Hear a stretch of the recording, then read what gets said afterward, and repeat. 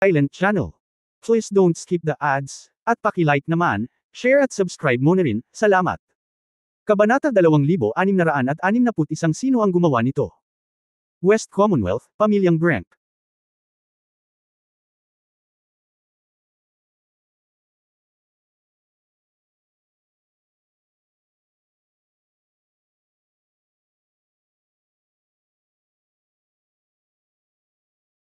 Sa malaking fountain, isang lumilipad na dragon sculpture ang itinayo.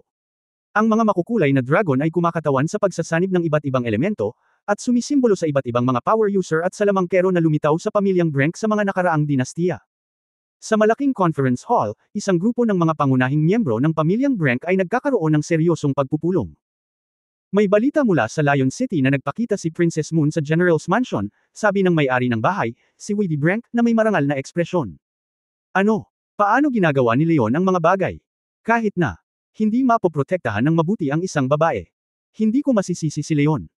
Napakalakas ng kalaban, at ang mga sandata ng gwardya ay walang silbi. Kung tama ang hula mo, dapat ay mga subordinate ni Diablo ang palihim na namagitan. Maraming sitwasyon ang hindi alam ni Miss Luna. Marami siyang opinyon kay Leon at lumalaban, para samantalahin ito ng kabilang partido. Sigurado na ngayon na natuklasan ni Diablo ang aming plano. At tinipon ang kanyang mga alipors, ang Dark Wanderers squad ng F. Mas malapit tayo sa Lion City, at kung aalisin tayo, hindi na makakalaban ng pamilya Shockalite si Diablo. Kaya, kailangan natin bago tayo mapalibutan ng Federal Army, dapat tayong umatras sa lalong madaling panahon at sumali sa mga piling tao ng escort ng pamilya Shockalite. Kung unti-unti tayong mabubura ng Federal Army, siguradong matatalo tayo.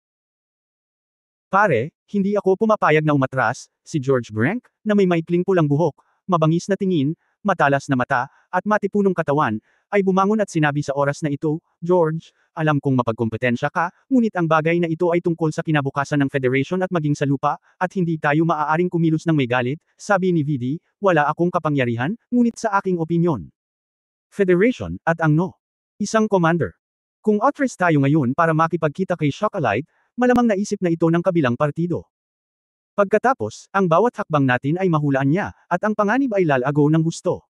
Matigas na sabi ni George. Sa conference room, nagkatinginan ang lahat, pero may sense. Kung gayon ano sa tingin mo? Tanong ni Weedy. Ay concentrate ang lahat ng powerhouses at patayin si Diablo. Kapag siya ay namatay, ang Dark Wanderer ay hindi dapat katakutan. Malamig na ngumiti si George, na may bakas ng kabaliwan sa kanyang mga mata. Kalokohan. Ang Diablo ay ang rurok ng ikasyam na antas. Grade A power user pa rin. Bagamat isa ka ring Grade A ability user, kaka-rating mo lang sa Duotian Realm, at napakalaki ng agwat. Tumanggi si Vidi. Dahil hindi ako sapat na malakas, kailangan kong tipunin ang lahat ng mga powerhouse at kabkuban ng Diablo. Kung hihintayin natin ang mga maitim na gumagala sa paligid niya, wala na talaga tayong pag-asa. Ito lang ang pagkakataon natin para patayin siya. Malakas na tinapik ni George ang mesa.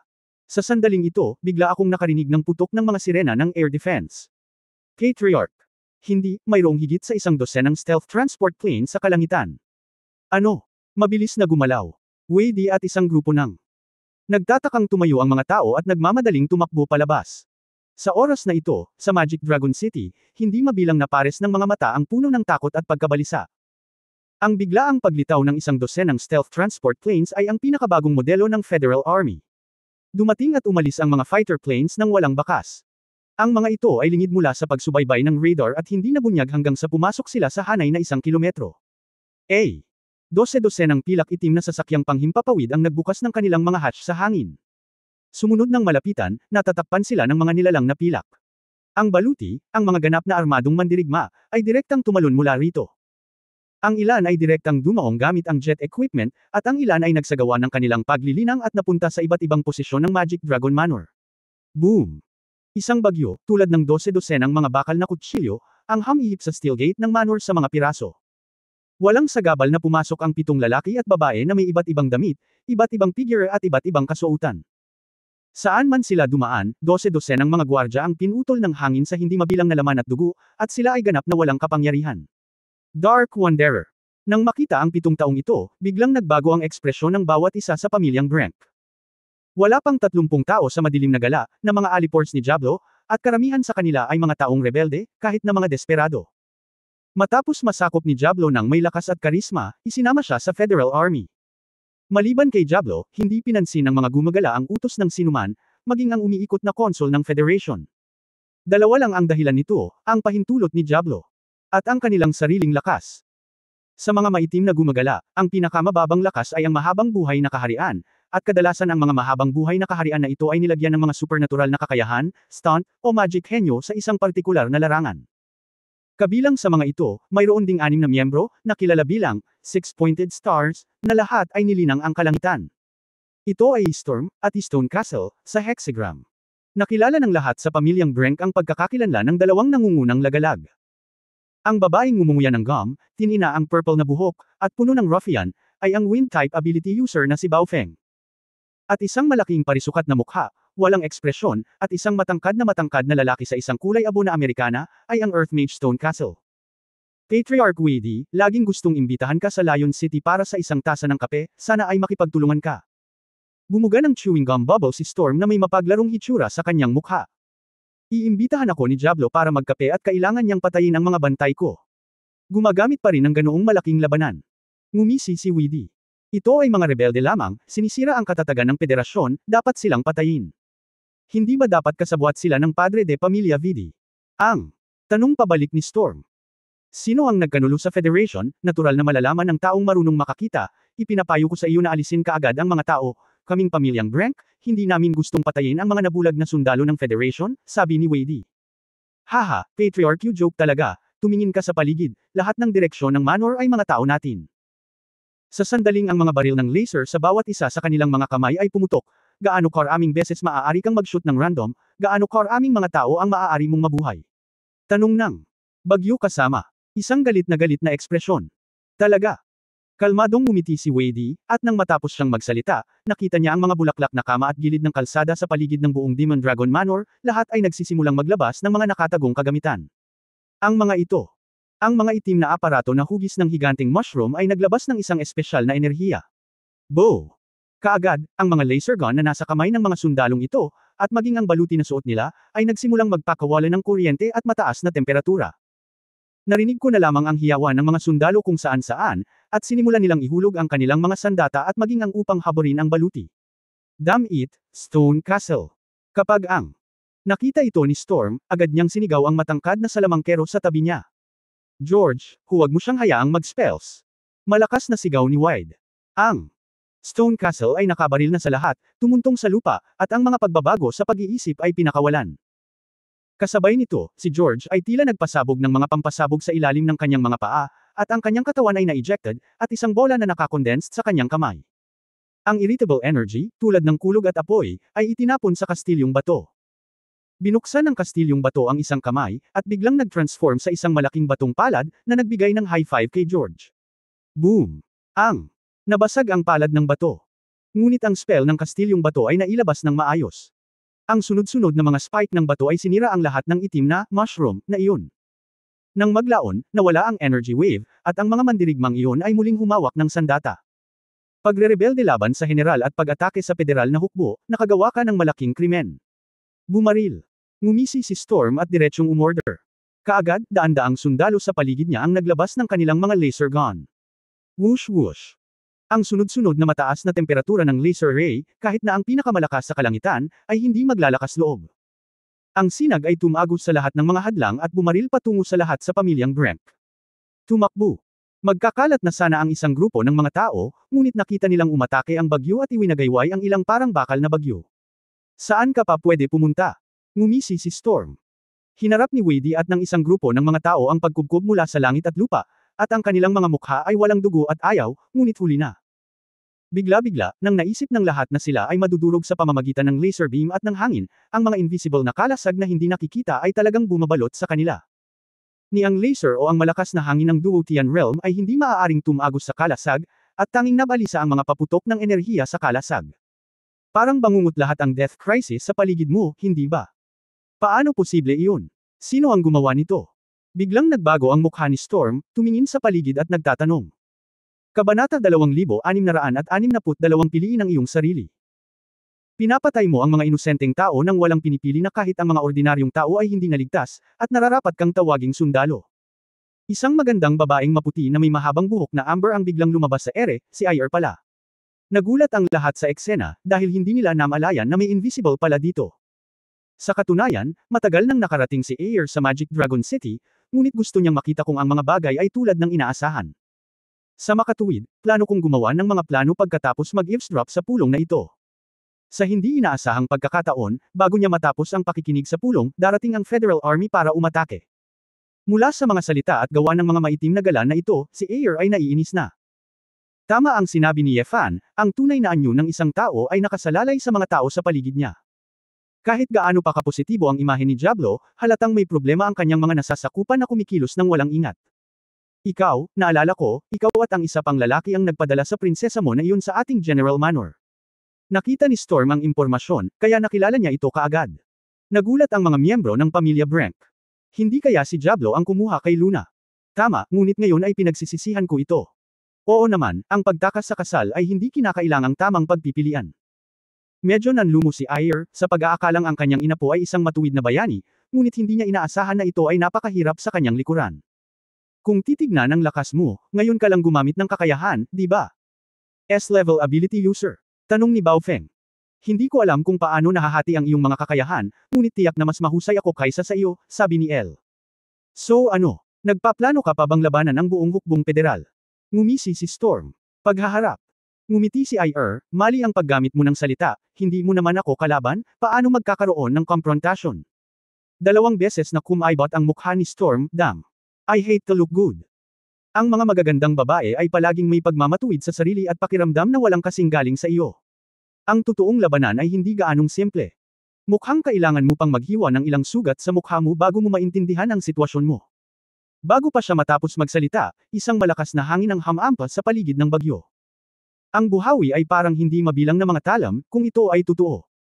Obviously, this time gumagalaw na talaga ang bagyo. Duotian 4th layer. Ang lakas ng 6-pointed. Napakalakas ng star. Hindi nakakagulat na nagpadala lamang si Diablo ng 2 miyembro at ng ahas na kabkubo ng aming pamilyang Brank. Bagamat si Wei. Hindi alam ni Di ang pagkakakilanlan ni Ayer, ngunit ngayon ay alam na rin na hindi maaaring iwanang mag-isa si Ayer upang lumaban. Ang babaeng ito. Tutulungan ka namin. Hintayin kong dalhin ko ang unang round ng pag-atake para sa iyo, Outrest ka muna. Si George ay tumakbo pasulong, kumikidlat sa kanyang mga kamay, na para bang 2 grupo ng mga pampasabog ang handang sumabog anumang oras. Napabuntong hininga si Ayer, tumulong ang grupong ito, sigurado ka ba na kapag mas marami kang tinutulungan, mas nagiging abala ka? Sa sandaling ito, 12 ng kulay abu-itim na mga wind blades ang lumipad patungo kay Ayer Fei. Aakyat na sana si George para lumaban, ngunit nalaman niyang sa sandaling ipinadala siya, bumagsak ang talam ng hangin sa harap. Ang hindi mabilang na mga butil ng hangin ay naging simoy ng hangin sa gitna ng hangin, dahan-dahang humahaplos sa mga pisngi ng lahat. Ito, paano ito nangyari? Namutla ang mukha ni Storm, at ang amo na nakabuka ang bibig ay maaaring magkasya ng ilang itlog. Rumbling. Biglang nagbago ang lupa, at sunod-sunod na spike ng bato at lupa ang biglang tumusok kay Ayer. Kasabay nito, ang malalaking tipak ng mga bato ay lumipad patungo sa langit at mabilis na bumagsak patungo sa Ayer. Ngunit nang walang pagbubukod, ito ay naging hindi mabilang na mga particle muli. Nakita ni Shibao na walang silbi ang kanyang mga spell, at napagtanto niyang hindi maganda ang sitwasyon, umalis. Umalis. Shibao. Baliw ka ba? Nag-iisa siya. Malamig. Ano ba? Nakahubad siya. Hindi lamang iyon, sa lahat ng direksyon, nalaman ng lahat ng mga mandirigma na ang kanilang sandata sa labanan at mga sandata ay nabubulok sa hindi mabilang na mga itim na particle. Ang gayong nakakatakot na mga kakayahan ay nagpabagsak na sa lahat. Bigla nilang napagtanto na kung gugustuhin ni El, magkakawatak-watik din ang kanilang mga katawan.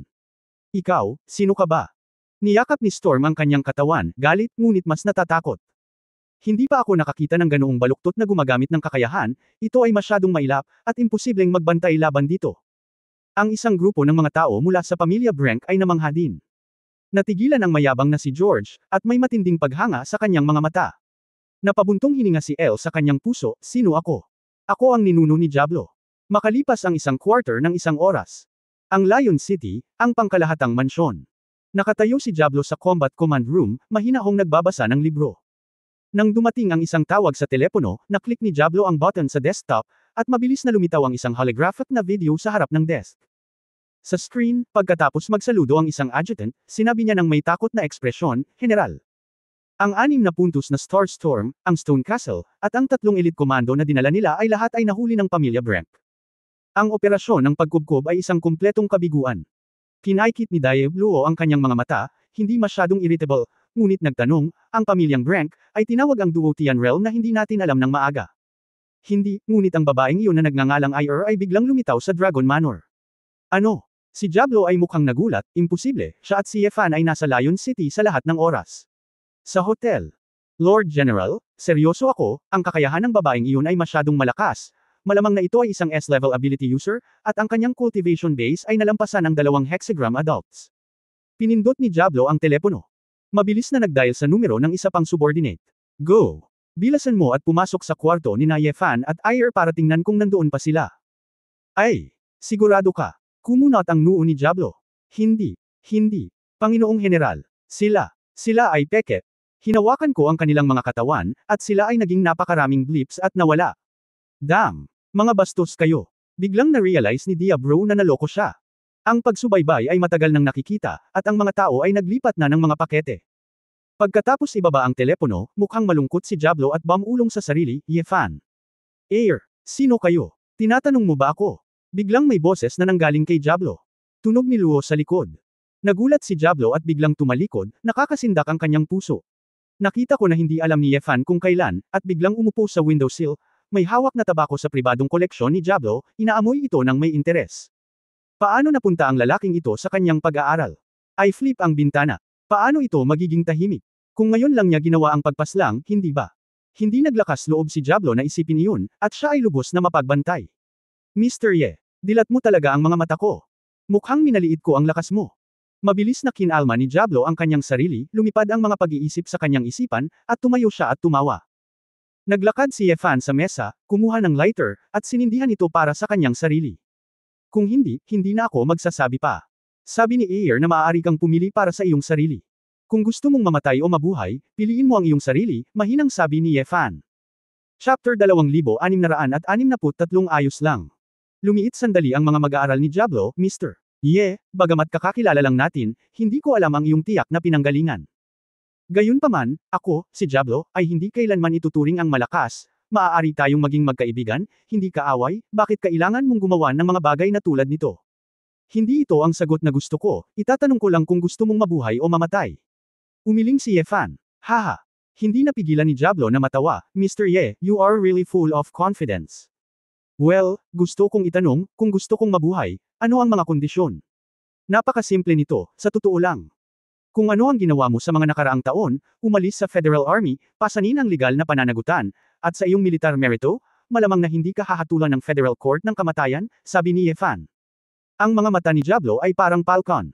Siguro hindi alam ni Mr. Ye na ang mga mahistrado ng Federation ay lahat ng aking mga tao. Natatakot ako. Mapapawalang sala ako. Tinatamad akong alagaan ito, sarili mo lang, walang pakialam na sabi ni Yefan.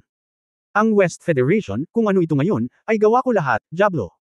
Ang lupaing ito, ang mga tao dito, nagtitiwala sila sa akin, sumasamba sa akin, at sumasamba sa akin tulad ng isang Diyos. Sa inyong dalawang tagalabas, gusto ko lang na isuko ko ang aking posisyon bilang general ng Federation Army at maging isang bilanggo. Mr. Ye, hindi naman sa minamaliit kita, pero masyado kang over the top. Limitado ang pasensya ko. Bumaba ang mukha ni Diablo. Sumulyap si Yefan sa labas ng silid, pagkatapos ay tumingin muli sa bintana, at sinabi, iyan ang iyong mga pinagkakatiwalaan, ang madilim na gala, tama ba? Ngumisi si Diablo at sinabing, oo, Mr. Ye, sayang naman, ngayon ka lang nagkaroon ng pagkakataong makatakas.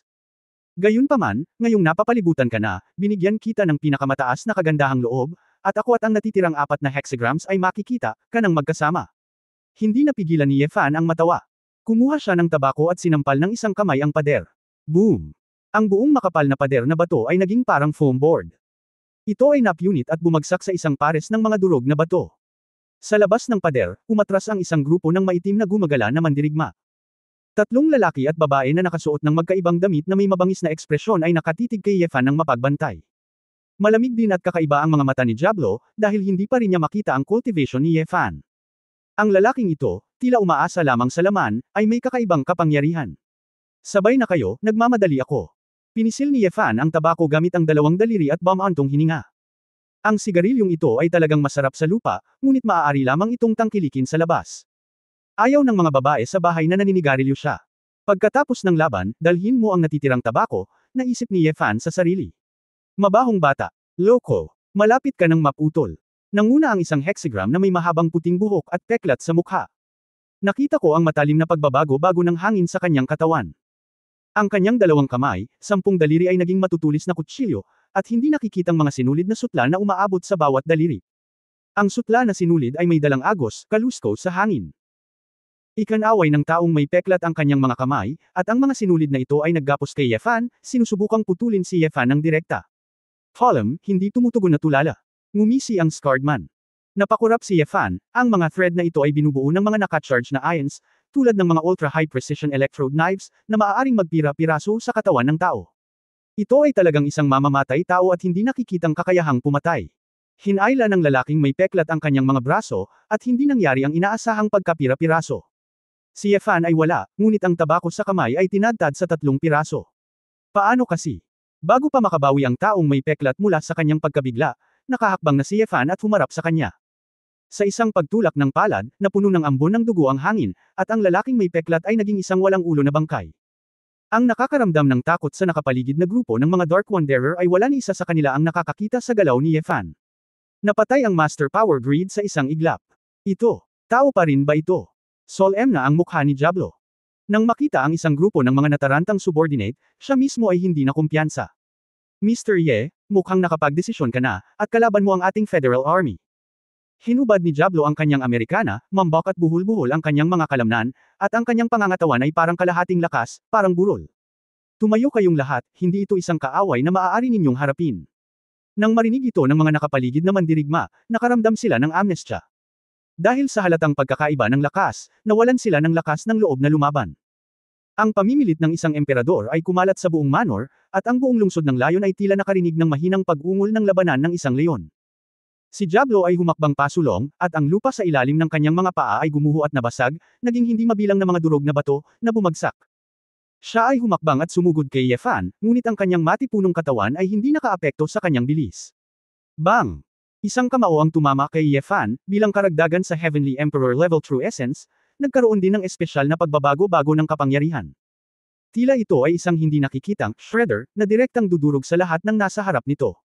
Smash ang kakayahan ni Diablo. Ang espesyal na pagbabago-bago ng enerhiya na ito ay tila isang direksyon na panginginig ng boses. Natural na mas malakas ang combat power ni Diablo kaysa sa mga ordinaryong monghe, at isa rin itong magic weapon para sa kanya para sirain ang asteroid at iligtas ang Federation. Kahit na ilang daang metro ang layo, naririnig ng isang grupo ng mga tropang federal ang mahinang kulog sa hangin. Sa mata ng lahat, si Yefan ay patay na sa oras na ito, dahil ang general ay nakagawa na ng tunay na hakbang. Nakuha. Itinaas ni Yefan ang kanyang kamay at sinalulang ang kamao ni Diablo. Bahagyang humila, sumipa muli si Yefan. Bang! Si Diablo ay sinipa ng patiwarik na parang kanya ng tao, gumuhit ng isang tuwid na linya at binasag ang 3 pader na bato. Lahat ng tao sa pinangyarihan ay nakaramdam ng malamig na ihip ng hangin, at hindi nila napigilan ang panginginig, at ang kanilang mga mukha ay namumutla sa takot. Nagtataka sila, na naginip ba sila? Ito ang numero 1 powerhouse sa Federation na nasa tuktok ng langit, General Diablo. Tumingin si Yefan kay Diablo, at habang sumusuka ng dugo, tumayo siya, medyo nagulat, maaari mong kainin ang paa ko, ngunit sapat na ang iyong katawan. Ang F at si Diablo mismo ay malapit nang bumagsak. Si Diablo ay ang tuktok ng Emperor ng Langit, at siya ay likas na matalino. Sa sobrang lakas ng pangangatawan, okay lang. Gayunpaman, hindi ito mapabulaanan ng lahat, dahil si Yefan ay mayroon itong mapagmataas na kapital. Isang takot at anino ng kamatayan ang bumalot sa puso ng bawat isa. Si Diablo ay puno ng ayaw at pagtataka, hindi alam kung saan lumitaw ang malakas na lalaki. Mr. Ye, ang lakas mo ang nagmulat sa mga mata ko. Pero, sa tingin mo ibibigay ko lahat ng binuo ko. Alam mo kung bakit ako, si Diablo, ay maaaring kumatawan sa the highest authority ng West Federation. Ito ba ang aking mga pagsasamantala sa militar? Ang aking paglilinang? Hindi. Hindi yun ang kaso, ang buhay ko ang nakatali sa buong federasyon. Itinuro ni Diablo ang kanyang ulo. I tell you the unfortunate news, may biochip na itinanam sa utak ko. Kapag huminto ang aktibidad ng utak ko, mawawala ng kapangyarihan ang chip. Sa oras na iyon, ang isang order ng pagsira na konektado sa arsenal ng hukbong federal ay mag-uutos. Sa loob ng 10 segundo, magkakaroon ng daan-daang missiles na tumatarget sa mga pangunahing pamilya, na magwawasak sa kanila. Sa oras na iyon, hindi mabilang na mga tao mula sa buong West Federation ang ililibing kasama ko. So ano? Walang pakialam na tanong ni Yefan. Saglit na natigilan si Diablo, pwede bang, wala ka bang pakialam sa buhay ng napakaraming tao para patayin ako? Kabanata 2664 na ano ito? Napabuntong hininga si Ye Fan, hindi ako ikaw, ayaw kong maging bayani para iligtas ang Federation. Natigilan si Diablo, then why are you doing the right thing with me? Ano bang nagawa ko, ano ang kinalaman nito sa iyo? Sinabi ni Ye Fangson, ang pakikipag-usap sa Diablo tungkol sa pagtatatag ng mga relasyong diplomatiko ay parang paghahagis nito sa federasyon. Ang bomba ay mas seryoso. Pagpapaliwanag lang kay Diablo, hindi na kailangan. Dahil ginawa ng taong ito ang pagpili sa unang lugar, ipinapakita nito ang kanyang ambisyon, at hindi na siya nasisiyahan sa isang lupa. Hindi mahalaga kung mayroon silang mga ambisyon, ngunit kung makakaapekto ito sa kanilang buhay, natural na malungkot si Ye Fan. Isa pa, iniugnay niya talaga ang buhay niya sa mga armas ng Federation. Ang ganitong uri ng pagsasanay na magkasamang mamatay, nagsusunog ng jade at bato, ay nagpapakita na ang panloob na kasakiman ng taong ito sa kapangyarihan ay umabot na sa punto ng pagkabaliw. Nang walang paliwanag, muling umilo si Ye Fan at nagpakita sa harap ni Diablo. Nakita ni Diablo si Ye Fan na malapit sa kamay, pinaandar ang kakayahang makabasag, sinampal ang kanyang mga braso, at sinubukang basagin si Ye Fan ng malapitan. Ang malakas na pagbabago-bago ng enerhiya ay inalis si Ye Fan, ngunit hindi nagdulot ng labis na kabagsikan. Sa halip, ang lupa sa likod ni Ye Fan ay muling nabasag ng pagkabigla, na nagdulot ng sandstorm. Hindi sinasadyang binali ni Ye Fan ang mga kamay ni Diablo. Isang sipa ang tumawid at sinipa ang magkabilang paa niya. Sa gitna ng mga sigaw ni Diablo, pinatalikod siya ni Ye Fan at tumapak sa lupa. Nagliwanag ang mga mata ng gintong apoy, at gumalaw ang kaluluwa ng dragon. Dragon Eyes. Ang marahas na mental shockwave ay agad na nagpakoma kay Diablo, at ang kanyang primordial spirit ay direktang napailing. Kaagad, ang alamat ng isang henerasyon ng Federal Army ay naging isang dementia vegetative. Ang pagpatay ay hindi kailangang gawing necrotic ang iyong ulo. Bulong ni Ye Fan sa kanyang sarili, pagkatapos ay lumingon para tingnan ang grupo ng mga maitim na wanderer na umatras. Tuluyan na silang nawala ng ganang lumaban, isa-isang lumuhad sa lupa, humihingi ng awa. Si Ye Fan ay lumiit ng 1 pulgada at lumapit sa grupong ito ng mga tao. Mister, iligtas mo ang iyong buhay. Lahat tayo ay pinipilit. Maraming kasamaan ang ginawa ni Diablo. Pinilit din kami niya. Isang grupo ng mga tao ang nagsimulang magdahilan. Hindi napigilan ni Ye Fan ang matawa at sinabing, pumunta ka at ibunyag ang lahat ng mga krimen na alam mo tungkol kay Diablo. Simula ngayon, maging mabuting tao ka. Kung nalaman kong may ginagawang mali ang ilan sa inyo, ipinapangako ko sa inyo. Mas mabuting mamatay kaysa mabuhay. Ang natitirang grupo ng mga Dark Wanderers, nang marinig nila na maaari silang mabuhay, ay nagpapasalamat at paulit-ulit na nanumpa na babaguhin nila ang kanilang nakaraan. Hindi inaasahan ni Ye Fan na magbabago ang isip ng grupong ito ng mga tao, ngunit kung papatayin silang lahat, maaaring hindi ito isang magandang bagay. Pagkatapos ng lahat, ang grupong ito ng mga tao, na itinuturing na mga powerhouse ng Federation, ay namatay ng sabay-sabay. Natatakot ako na lilikha ito ng ilang mga vacuum ng kapangyarihan at magdulot ng mas maraming kaguluhan. Bumalik ka sa mansyon ni Diablo. Natagpuan ni Ye Fan ang mga kahon ng tabako, upang makahanap siya ng ilang bote ng masarap na alak, at masayang ilagay sa kanyang singsing. Mr. Ye. Biglang tumakbo si Luna na may pulang mata. Miss Luna, may problema ba? Tanong ni Ye Fan. Nakita ko ito sa gusali ngayon lang, at talagang masamang tao si President Diablo. Malungkot na tanong ni Luna. Mabuti o masama, walang ganap, ngunit tila mayroon kang ilang mga hindi pagkakaunawaan tungkol sa iyong pamilya, iyong kasintahan, at iba pa. Ngumiti si Ye Fan. Malungkot na lumuha si Luna, tinakpan ang kanyang mukha at umiyak ng mapait, napakatanga ko, kasalanan ko ang lahat, hindi ako dapat maniwala ng ganoon kadali sa mga chismis. Hindi interesado si Ye Fan kay Layan Sayang Zayu sa ngayon, sabik pa rin siyang imbestigahan ang mga gawain ng Diablo. Miss Luna, baka magkagulo dito. I'm going to meet IR.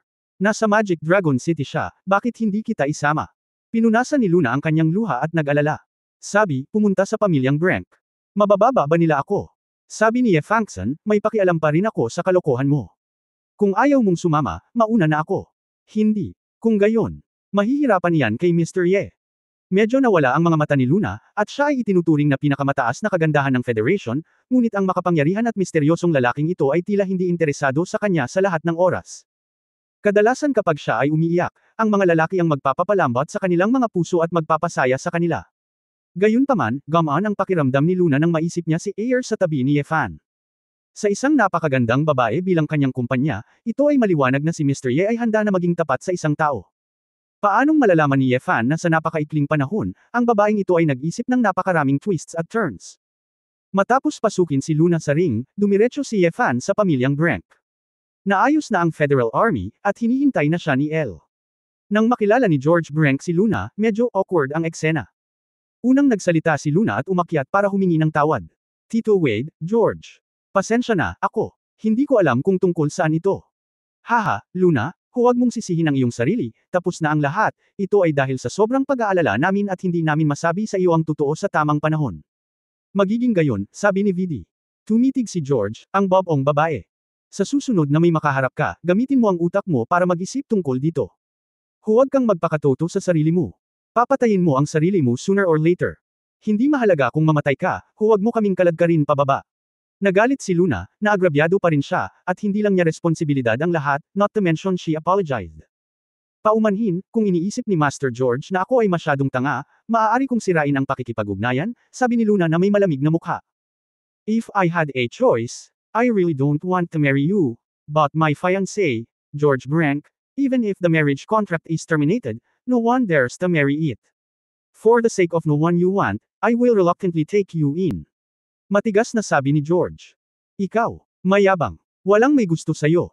Kinagat ni Luna ang kanyang ngipin sa galit, namumula ang kanyang mukha. Nagtawanan ang isang grupo ng mga tao mula sa pamilyang Brank. Nagkatinginan sina Yefan at Ayer, at bigla nilang naramdaman na bagay silang dalawa. Nang matapos ang biro, muling nagpahayag ng pasasalamat si Vidi Brank at isang grupo ng mga tao kay Yefan. Hindi na sila naglakas loob na magtanong pa tungkol sa kung saan nanggaling sina Yefan at Ayer. Pagkatapos ng lahat, ang lakas na ipinakita nila ay lampas sa kanilang pagkakataon. Mr. Ye, Miss L, silang dalawa ay ang West Federation. Tinanggal nila ang pinakamalaking tumor. Sila ang mga dakilang benefactor natin. Ngayon pa lang, si Ginoong Leon Shakale, at ang Consul, ang Hustisya, ay nagkasundo na dapat sila ang dalawa ay ginawaran ng Federal Medal of Honor. Gayun din, mangyaring, sumama sa amin sa kabisera, at pasalamatan natin silang lahat para sa kanilang mga tagumpay, sabi ni Vidi. Isang grupo ng mga tao, kabilang sina George at Luna, lahat ay tumingin sa kanila ng may paggalang. Ngumiti ng mapait si Yefan. Hindi niya akalain na pupunta siya sa Federation para makipag-date, napakaraming bagay ang mangyayari sa loob ng 2 araw. Hindi ko kailangan ng medalya, dalhin mo kami sa NASA, gusto kong malaman ang lahat tungkol sa interstellar civilization na iyon, sabi ni Yefan. Natigilan ang lahat. Hindi nila inaasahan na si Yefan ay napakadirekta, at hindi nila maiwasang magtaka kung bakit tila naiintindihan ni Yefan. Ngunit dahil binanggit ito ni Yefan ng ganito, wala silang lakas ng loob na tumanggi, kaya kailangan nilang pumayag. Pumunta sa isang sasakyan ng Space Agency. Nag-sound barrier si Ayer at nakipag-chat kay Yefan tungkol sa 7 demonyong hari. Yefan, kung isa talaga ito sa mga Demon Kings at gustong salakayin ng Earth, makikipagdigma na naman ba tayo? Nag-aalalang tanong ni Ayer. Hindi pa natatapos ang usapin, huwag kang masyadong pessimistic, bukod pa. Naiintindihan ko na ang mga batas ng eroplano ngayon, kahit na hindi ko mailigtas ang lupa, posible pa ring protektahan ka, nakangiting sabi ni Yefan. Nagtaka si Ayer, napakatitiwala mo sa mga batas ng mga eroplano. Nasa Teiso ka noong simula, ngunit ngayon ay nasa Taishe ka. Siguro ang mga batas ng eroplano ay wala sa mga eroplano ng Taishi. Umiling si Yefan. Malamang, nararamdaman ko ang ugali ni Ye Shuangguang mula sa kabalyero ng Abyss Demon na nakita ko noong nakaraan. Kahit nasa Taishi Plane, ang batas ng eroplano ay may sapat na sinasabi. Ang susi ay ang batas ng eroplano, ay ibang-iba na batas, hindi katulad ng Yin Yang Taiji at ang batas ng kaguluhan. Lahat ng batas, ganoon ba talaga kalaki ang gap? Kahit na nakita na ito ni Ayer noon, pero kung tutusin, hindi niya ito naintindihan. Hindi maintindihan ang misteryo. Tumango si Yefan, hindi ko maipaliwanag ang gayong misteryosong bagay. Kung ipipilit ko ang isang metapora, malamang ay aura, ang kapangyarihan ng kaguluhan, ang kaukulang mga batas ng yin at yang ng langit at lupa, at ang mga batas ng kaguluhan, na lahat ay pag-unawa sa enerhiya. Ang proseso ng paglilinang ay ang patuloy na pagtatanong ng ano. Ngunit ang batas ng mga eroplano ay nagtatanong ng bakit. Ang mga tanong ay iba at ang mga antas ay ganap na naiiba, kaya naman, noong hindi ko naintindihan ang batas ng mga eroplano, hindi ko na kayang labanan si Ye Shuangguang. Sa katunayan, sa unang pagkakataon na nakaharap ko siya ng ulo sa ulo, at sa huling pagkakataon na nakalaban ko siya sa Sword God Kick, walang gaanong improvement sa aking cultivation. Ang pagkakaiba ay ang batas ng eroplano, kaya sinabi ko, ang batas na ito napakahalaga, tiyak na mas husay kaysa sa batas ng enerhiya. Pagkasabi nito, biglang kumidlat si Yefan sa kanyang isipan. At marami pang iba. Natigilan si Yefan at biglang natampol ang kanyang noo. Anong mali? Nagulat si Ayer. Bulong ni Yefan sa sarili, bakit? Bakit? Baka ang ibig sabihin ng matandang foodie. Kabanata 2665 Ailaris. Noong panahong iyon sa City of Innocence, hindi naintindihan ni Yefan kung ano ang ibig sabihin ng mga tanong ni Yehuya. Dahil sa kalituhan, hindi na inisip ni Yefan ang tungkol dito. Ngunit sa sandaling ito, biglang may naintindihan si Yefan. Kung ang ginawa niya ay tuklasin ang mga sekreto sa likod ng mga batas ng eroplano, bakit niya pinatay ang mga taong iyon sa templo ng wilderness? Ano ang intensyon niya nang sabihin niya iyon sa akin? Bagamat naisip niya ang ilang mga katanungan, magagawa ni Yefan ngunit mas maraming tanong ang lumitaw. Naniniwala si Yefan na dapat nasa magandang lugar si Ye Wuya ngayon, kumakain at umiinom.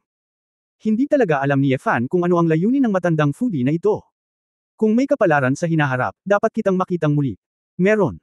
Isang malabong pakiramdam na bakit, na itinanong ni Ye Wuya ay tiyak na hindi lamang mga batas ng mga eroplano. Yefan, anong ginagawa mong tulala? Nang makitang matagal ni Ayer ang pananahimik ng lalaki, hindi maiwasang magtaka. Wala lang, malapit na ba tayo? Tanong ni Yefan.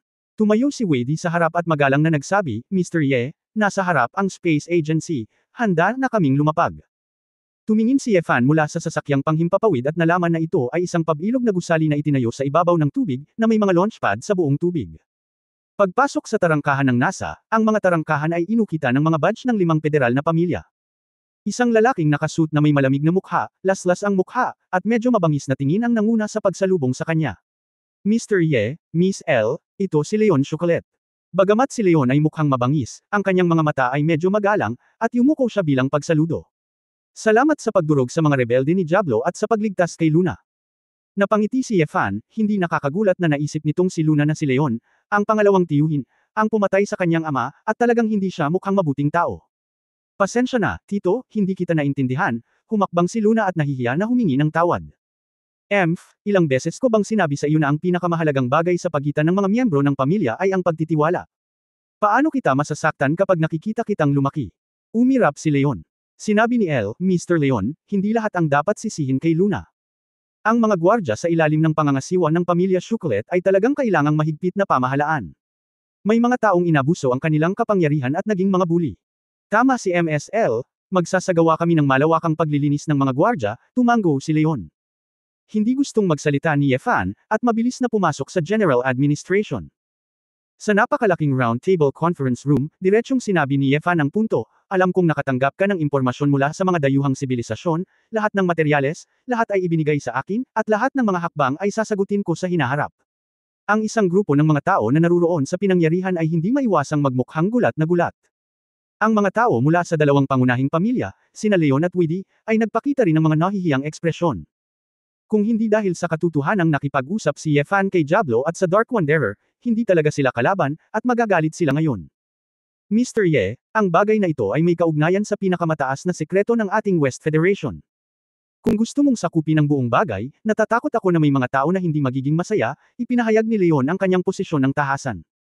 Wala akong ibang requirements para sa Federation mo, at hindi ko hahatiin ang kapangyarihan ng 5 pamilya mo, at hindi ko na kailangan na bigyan mo pa ako ng ibang benepisyo. Tanging ang impormasyon at negosasyon na gawain ng dayuhan na sibilisasyong ito, dapat kong ganap na kontrolin. Kung may hindi sumasang-ayon, wala akong pakialam na gawing susunod na Diablo, malamig na sabi ni Yefan. Biglang nagbago ang mga ekspresyon ng bawat isa, at alam nilang lahat na si Diablo ay ipinadala na ngayon sa isang mental hospital, at siya ay nawala ang kanyang paglilinang at naging isang naglalakad na bangkay. Mr. Ye, curious ako, bakit masyado kang nagmamalasakit sa bagay na ito? Alam mo ba ang ilang sekreto ng alien civilization na iyon? Tanong ng isang executive ng siyentipikong pananaliksik sa pinangyarihan. Kung mas kaunti ang iyong nalalaman tungkol dito, mas mabuti. Nandito ako para linawin sa iyo ng harapan, at huwag ipagsapalaran na makipag-ugnayan sa mga sibilisasyon maliban sa Earth sa hinaharap. Ang impormasyong kinokontrol mo, kahit na hindi mo ibigay sa akin, maaari ko talagang kunin ito mismo, sabi ni Yefan. Mr. Ye, kahit na ikaw ay isang malakas na tao, ang larangan ng siyentipikong pananaliksik ay isang ganap na kakaibang propesyon. Masyado kang simplistic para isipin ang aming mga research worker sa West Federation, sabi ng isang matandang lalaki na nakasuot ng puting Amerikana. Mukha siyang mayabang. Inasahan ito ni Yefan, kaya kinuha niya ang kanyang mobile phone at nag-click sa confidential na dokumento na ipinadala sa kanya ni Chu Yunyao. Makikita mo kung nakatago ang file na ito sa iyong space agency. Isang grupo ng mga siyentipiko ang nagtipon-tipon, at nang makita nila ang impormasyon sa dokumento, lahat sila ay bumulalas.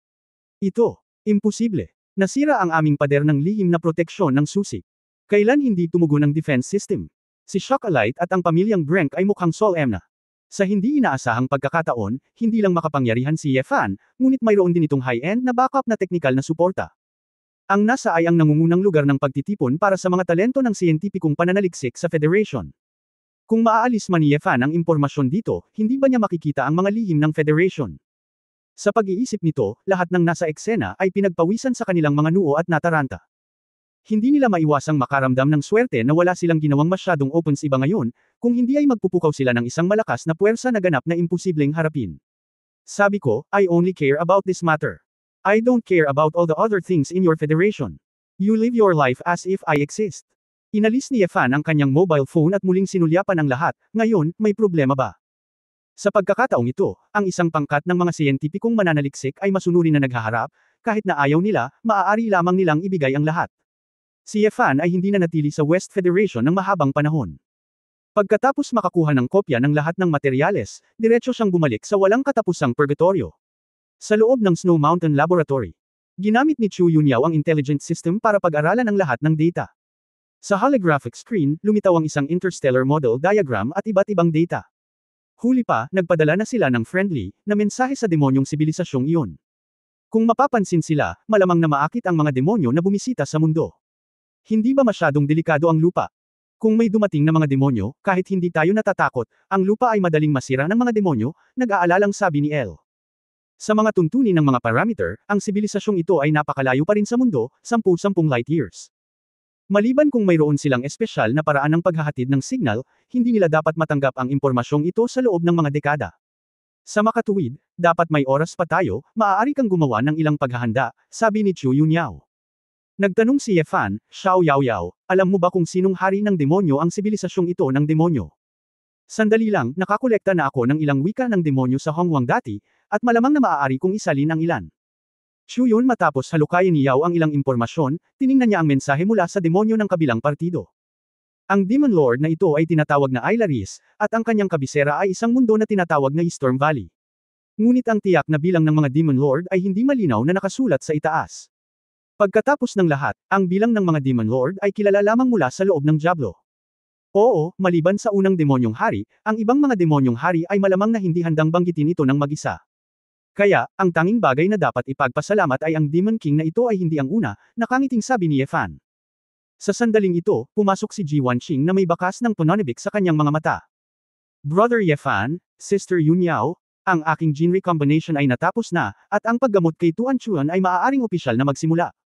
Kabanata 2666 na medyo pamilyar. Nang marinig ito ni Yefan, wala man lang siyang isip na mag-alala tungkol sa bilang ng mga demonyong hari, kaya nagmadali siyang pumunta sa silid kung nasaan si Tuan Chuan. Ang mga babae sa bahay, si Niewuyo, at iba pa, ay sumugod lahat pagkatapos matanggap ang balita. Hindi mapigilan ni Niewuyo na ma-curious nang makita niyang nandito na ang lahat, ngunit hindi niya nakita ang kanyang dalawang manugang. Saan nagpunta sina Qinglan at Ziner? Nay, nakilala nila ang mga tao mula sa Shenlong at Phoenix clans at tinuturing sila bilang kanilang mga ninuno. May hinahanap sila, kaya hindi pa sila bumabalik, nakangiting sabi ni Duyuner. Hoy, ate, huwag ka lang mag-alala, nakita ko na ang balita, nakakabaliw talaga, umiling si Niewuyo na may kasamang walang magawang ngiti.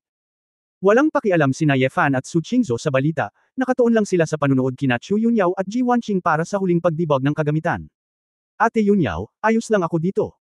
Si Ji Wanqing, na nakatayo sa gilid ng subcontroller, ay tumango. Tumayo si Chu Yunyao sa harap ng pangunahing control platform at tumingin pabalik kina Yefan at Su Qingzhou. Sa pagkakataong ito ay inaayos namin ang mga gene ni Tuan Tuan. Bagamat walang problema sa teknikal, ito ay isang bagong pagsubok pagkatapos ng lahat, at palaging may panganib. Kaya, tinatanong kita sa huling pagkakataon, sigurado ka bang gusto mong bigyan ng gene therapy si Tuan Tuan? Isang panganib. Anong panganib? Sumimangot si Yefan. Itinaas din ni Niewuyo at ng iba ang kanilang mga tenga at mukhang nag-aalala. Hindi ko alam, dahil ang katawan ng tao ay masyadong komplikado, palaging may ilang mga sitwasyon na hindi natin mahulaan, sabi ni Chu Yunyao. Si Yefan ay hindi mapalagay sa kanyang puso, kahit na iligtas niya si Hong Huang, hindi siya masyadong matatakot. Pero ngayong nasasangkot na ang buhay ng kanyang anak, nabalisa siya. Dahil ito ay teknikal na nakumpirma na walang problema, gamutin natin ito. Anyway, anuman ang mangyari, hindi na ito mas masahol pa kaysa sa paghihintay na mamatay ngayon, sabi ni Su Qingzhou na may pulang mata. Napatingin si Yefan sa kanyang asawa ng walang laman, ngunit hindi niya inaasahan na ang isang babae ay makakapagpasya sa kanyang desisyon sa ganoong oras. Yunyao, simulan na natin, napabuntong hininga si Yefan. Hindi na nagsalita si Chu Yunyao, binuksan ang biochemical cabin, at inalis ang ilan sa mga intubation at testing equipment kay Tuan Chun. Matapos hawakan ang maliit na katawan sa gene therapy cabin, sinimulan niyang i-connect muli ang ilang mga hirenggilya. Sumimangot si Ye Fan, nakaramdam ng hindi komportable. Sa partikular na pagtingin sa katawan ng kanyang anak, parang manika, hinugot ang tubo at sinaksak sa iba't ibang bagay. Sana'y naputol ako ng ilang beses ng espada at naranasan ang krimeng ito para sa kanya. Basa ang mga mata ni Su Qingzhou, hindi niya kayang tingnan ito, ngunit nag-aalala siya at nakatitig lang. Sa pagkakataong ito ang aming therapy, sa pangkalahatan, ay upang palitan ang mga gene na nagkamali sa Tuan Chuan ng malusog. Kahit na lahat sila ay nagmula sa iyong mga gene, hindi sila ang pinaka-primitive pagkatapos ng lahat. Kung ano ang mangyayari, hindi namin clear. Gayunpaman, hindi bababa sa isang bagay ang tiyak, ang kanyang katawan ay hindi na dapat lumala pa, sabi ni Chu Yunyao. Matapos isara ang gene therapy cabin, nagsimulang lumitaw ang iba't ibang light waves sa loob. Si Chu Yunyao at Ji Wanqing ay sumunod sa mga hakbang, nagtutulungan sa isa't isa, nagsasalita ng ilang teknikal na termino na hindi maintindihan ng iba. Bagamat isang doktor si Ye Fan, hindi na niya maintindihan ang ganitong uri ng sobrang advanced na gamot. Makalipas ang mahigit 3 oras, bumantong hininga si Chu Yunyao. Buksan ang treatment cabin at tanggalin ang lahat ng uri ng tubo sa tuan-tuan. Mapatla pa rin ang mukha ni Tuan Chun, at inaantok pa rin siya. Sa paghusga mula sa mga physiological na katangian na ipinakita, ang buong paggamot ay matagumpay, ngunit kailangan pa rin ni Tuan Chun na kumuha ng ilang nutrients at pagalingin ang katawan bago ito ganap na magising. Noon lamang gamaan ang pakiramdam ni Su Qingzhou. Matapos tingnan si Chu Yunyao nang may pasasalamat, umakyat siya at niyakap ang kanyang anak. Tuan Chun, ayos lang, magiging okay ka. Ibibigay sa iyo ni nanay ang lahat ng elixir, at magiging malusog ka. Hindi alam ni Ye Fan kung tatawa o iiyak, asawa, ito ay isang gamot na may 3 puntos na lason, kaya kainin natin ito, huwag kainin ang magic pill at masira ang mga meridian ng bata. Noon lamang napagtanto ni Su Qingzhou na ang gamot sa espiritu ay nasa panganib, at sumimangot siya, kung gayon, ano ang dapat kong ipakain kay Tuan Chun? Ang mga nutritional supplement ng isang bata ay maaaring anuman, tulad ng mga pagkaing may mataas na protina, prutas, o isang bagay na mas malambot. Tutal ang batang ito ay matagal nang hindi kumakain, kahit na siya ay napakalakas, dapat siyang mag-ingat, ang makinang ito ay hindi tumatakbo ng masigla sa mahabang panahon, sabi ni Chu Yunyao. Nagmamadaling sinabi ni Su Qingzhou kay Gu Qing, Xinger, kumuha ka ng gatas, gusto kong pakainin ang anak ko. Namula si Gu Qing at ibinaba ang kanyang ulo, prinsesa. Ako, wala ako. Gatas. Sino ang gusto sa iyo? Ang ibig kong sabihin ay gatas o isang bagay. Inilibot ni Su Qingzhou ang kanyang mga mata. Lahat ay hindi napigil ang tumawa. Pagkatapos ng lahat, karaniwang hindi nakaugalian ni Hongwang ang pag-inom ng gatas. Kalimutan mo na, lola ko pa yun, gawan tayo ng milk powder para sa apo ko, nakangiting sabi ni Niewuyo. Maghahanda ako ng tonic na sopas para kay Tuan Chun. Nagboluntaryo si Shilanyo. Huwag, Xiaoyu, huwag mong hayaang makipagsapalaran si Tuan Chun sa mga bagay na inihanda mo. Nagmamadaling pananghinaan ng loob si Ning Zimo. Nang magpout si Lanyo, nagtawanan na naman ang mga babae. Sa sandaling ito, biglang may napansin si Ling Yue at kinuha ang flint compass. Sa compass, ang mga elemento ng lupa ay nagtatagpo dito, at mabilis na nakabuo ng isang 3-dimensional na mapa, nakahanga-hanga ang iba't ibang anyong lupa sa paligid ng walang katapusang purgatorio. Sa sandaling ito, mayroong 2 globo, na kumakatawan sa isang bagay, papalapit sa walang katapusang purgatorio. Mukhang may darating, marami pa ring tao, kumurap si Ling Yue. Pagkatapos ay inilabas ni Ye Fan ang kanyang kamalayan at naramdaman ito. Ziner at Qinglan. Bakit dinala nila ang napakaraming tao dito? Hindi maiwasang magtaka ni Ye Fan, ngunit hindi siya nag-abala pang mag-isip, at sinabing, labas tayo at tingnan, Mrs., ibalik ka sa itaas, puno ang kanyang silid. Nakapak na. Si Su Qingzhou ay natural na walang mood na magmalasakit sa ibang mga bagay, kaya inalagaan niya ang kanyang anak at umakyat sa itaas. Kasabay nito, sa labas ng walang katapusang purgatorio. Ancestor, ayon sa impormasyon, nandoon ang kapirasong paraiso sa harap natin. Nakatanggap kami ng balita mula sa loob na nakahanap talaga ang Shenlong clan ng ancestor-level expert sa clan. Nagmamadali silang umalis kaninang umaga, at tiyak na pumunta sila rito. Nagpakilala ang patriarch na si Xiao Junshan mula sa gilid. Napakunot ang noo ni Xiao Ziner at walang sinabi, lagi niyang nararamdaman itong si Area, paano ba naman kasi napunta siya dito? Bagaman malawak ang dagat at halos lahat ng dako, ang direksyon ng paglipad ay tila isang walang katapusang purgatorio. Nang makitang tahimik si Xiao Ziner, inakala ng lahat na ang ninuno ang nakarinig na inimbitahan ng Shenlong clan ng ninuno, at medyo nag-alala sila, ngunit naunawaan nila ito. Ancestor Ziner, siguradong mas malakas ang iyong lakas kaysa sa ninuno ng kabilang partido, at tiyak na hindi kami mas mahina kaysa sa mga lalaking iyon mula sa Shenlang clan, makatitiyak ka, may kumpiyansang sabi ni Xiao Ruolan. Biglang may napansin si Xiao Ziner, lumingon siya at lumipad sa ibang direksyon. Ancestor Ziner, saan ka pupunta? Ang isang grupo ng mga tao mula sa Phoenix Clan ay natigilan saglit, ngunit mabilis nilang hinabol sila. Sa kabilang banda, lumilipad din ang isang grupo ng mga tao mula sa pamilya Shenlang patungo sa walang katapusang purgatorio. Ancestor Qinglan, malapit na tayo. May dragon vein sa harapan ko na nakaharang ng Kimon Formation. Pumunta na ang batang babae para mag-imbestiga. Naguguluhan si Feng Qinglan, bagamat hindi siya pamilyar sa lupa, ngunit. Paano mo nakikita ito? Mukhang uuwi na siya. Chapter 2667 pwede na akong pumasok. Lumipad ang pamilya Shenlang at ang pamilya Lu sa isang coordinate. Ancestor Qinglan, ito ang pasukan sa Kimon Formation, ngunit kung paano makapasok, sumunod din kami sa oras na iyon, kaya hindi ko matindaan silang lahat, paumanhin na sabi ni Lu Feiyan. Ang ekspresyon ni Feng Qinglan ay tiyak na medyo komplikado, ito. Ang walang katapusang purgatorio. Kaya alam mo, Ninuno Qinglan, tama, ito ang walang katapusang purgatorio, ngunit dahil nagbago ang mundo, hindi na ito dagat ng apoy. Ngunit isang piraso ng paraiso. Sabi ni Elder Lu Yuanshan. Ancestor, ito ay isang Kimon Formation lang. Ang aming Shenlang clan ay mayroon ding mga elder na dalubhasa sa Kimon. Ang Elder Zon Heng na ito ay nag-aaral ng Kimon Formation sa loob ng higit sa 70 taon, at kailangan niyang makahanap ng solusyon sa lalong madaling panahon. Itinulak ni Jirongrong palabas ang isang lalaking mukhang scholar ng Confucian, mukhang mayabang si Zon Heng at may hawak na itim na bakal na compass. Nakita ko na ang mga ninuno ng Qinglan, at ang mga ninuno ay naghintay ng ilang sandali para mag-imbestiga ako. Gusto siyang pigilan ni Feng Qinglan, ngunit may napansin siyang direksyon, at isang grupo ng mga tao ang sumugod. May tao ba mula sa angkan ng Phoenix dito? Hoy, talagang sinundan niya siya, sinusubukang nakawin ang ugat ng dragon. Zon Heng, alamin kaagad kung paano pumasok. Udyok ni Jirongrong, nakakunot din ang noo ni Zon Heng. Kan, patuloy na hinuhusgahan sa kumpas. Gayunpaman, sa kanyang compass, ang karayom ay tila hindi gumagana, mabilis na umiikot. Ito, paano ito? Elder Zon Heng, ano ang nangyari? Nag-aalalang tanong ni Jironguang. Ang kakaibang porma sayo na ito ay masyadong mahiwaga, at ang aking paglilinang ay hindi sapat upang mahihinuha ito. Matigas ang mukha ni Zon Heng, at ngayon lang nawala ang pagmamataas. Ano? Nagulat ang lahat.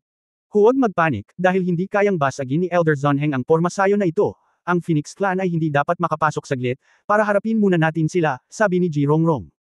Habang nagsasalita, si Xiao Ziner at isang grupo ng mga tao mula sa Phoenix Clan ay lumipad na. Nagkatinginan sina Feng Qinglan at Xiao Ziner mula sa malayo, at pareho silang naguguluhan. Sina Jirongrong at Xiao Junshan, ang dalawang patriarch, nang magkita sila, para silang mga karayom na nakaharap kay Maimang, kumislap sa pagitan ng kanilang mga mata.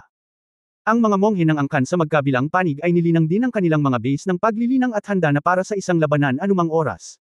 Kuya Junshan, ang bait talaga ng ilong mo sa Phoenix, nakangiting sabi ni Jirongrong.